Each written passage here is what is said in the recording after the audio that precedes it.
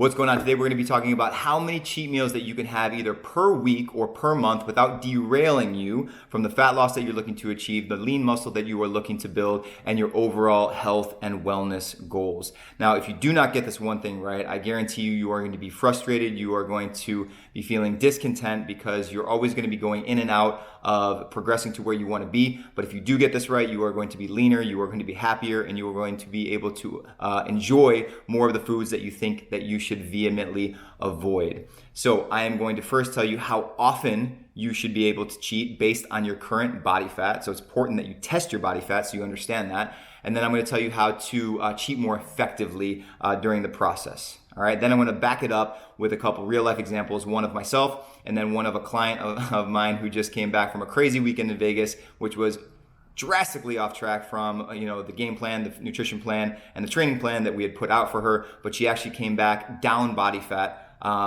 when we checked her in at the beginning of this month.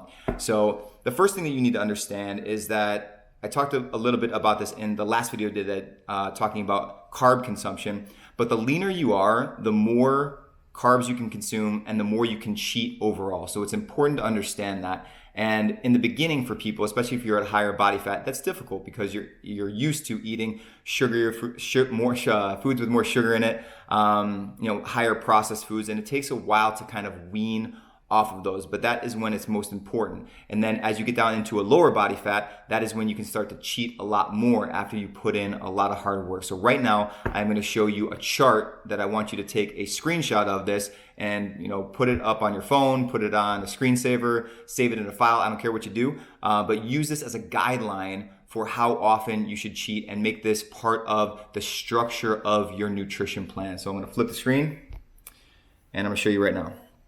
So how often you can cheat. You can see that there's differences there for men and women. Again, I would really recommend taking a screenshot of this just so you can keep it for your reference. But as you can see, the higher the body fat is, the less that you are going to be allowed to cheat per month in order to stay on track to getting to your fat loss and fitness goals. So you can see down there at 6 to 10% for men or 10 to 15% for women. You could cheat up to 2 to 3 times per week. And I'm going to tell you what cheats look like in a minute, and still make progress towards your goals. When you're up at 30 to 35% for men or 30 to 40% for women, you're looking at only 1 to 2 times per month.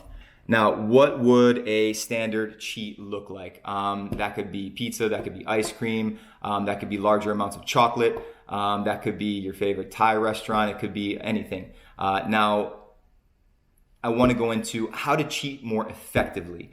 Now, typically what happens when people cheat, they go off the rails, right?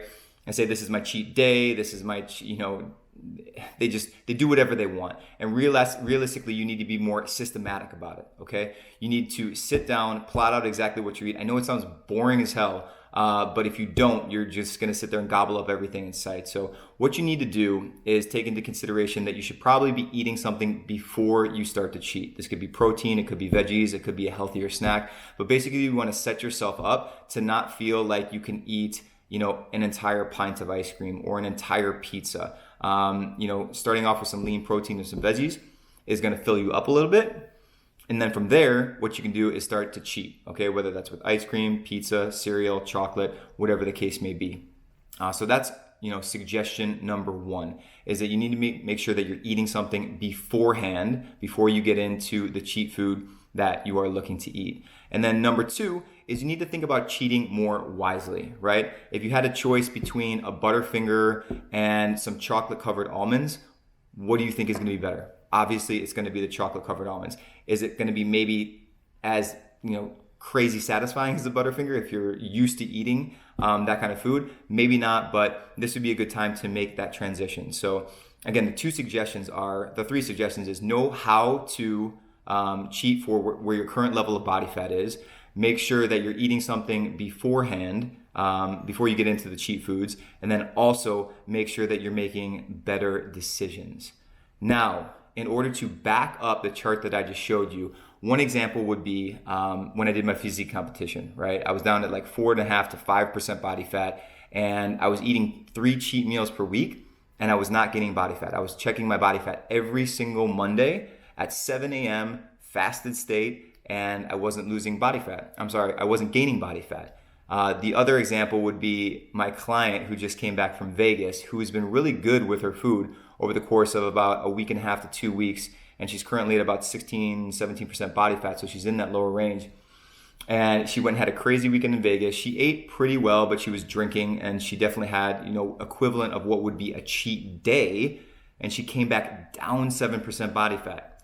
Now, there's a couple different reasons for that. One, she's having fun. Her cortisol is low. She's sleeping a little bit more. Stress is kind of out the door, having a great time. But the other is that the cheats that she was doing were beneficial because she had worked so hard and because she was at a leaner body fat. Okay, so again, the lower you are in body fat, the more that you can cheat.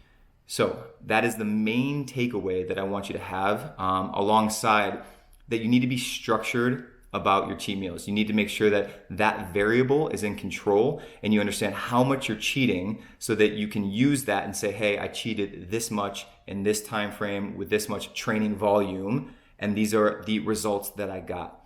And at the end of the day, that's one of the things that people miss out on too, is making sure that you're checking in on a consistent basis with a system to make sure that you can see all of the variables that led up to you either gaining traction and making progress or staying flat or even backtracking. So that's another big thing as well. So again, how to cheat, make sure that if you didn't, go back and take a picture of that specific little Google Sheet graph that I had. It's very important that you stick to that if you want to make progress with your fat loss goals or your muscle building goals. And share this video, let people know that this is what they need.